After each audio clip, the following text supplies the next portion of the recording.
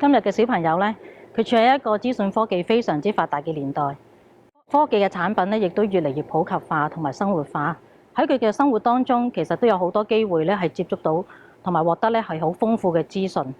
今次咧 EVI 透過一個幼稚園全港嘅通識比賽，希望能夠透過呢一個嘅活動咧，係能夠引起小朋友對周圍事物產生嘅興趣，同埋咧佢哋嗰個嘅好奇心。通識教育其實咧能夠擴闊到學生對知識嗰個嘅基礎，同埋咧亦都能夠咧係培養到小朋友嘅思考同埋創作嘅能力。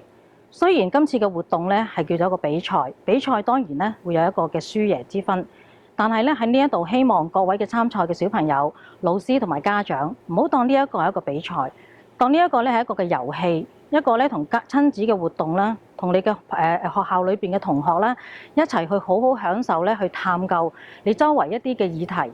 裏邊當中嘅一啲嘅有趣嘅事物啦，同埋咧裏邊一啲嘅知識。希望今次嘅活動裏邊咧，老師、參賽嘅小朋友同埋家長唔好因為係比賽咧而過分嘅操練，好好享受咧今次喺個活動裏邊你得到一啲嘅額外嘅經驗同埋額外嘅知識，享受同你嘅家人啦、同你嘅同學一齊去參與呢一個活動。喺呢度咧希望第二屆呢一個全港幼稚園通識比賽一切順利。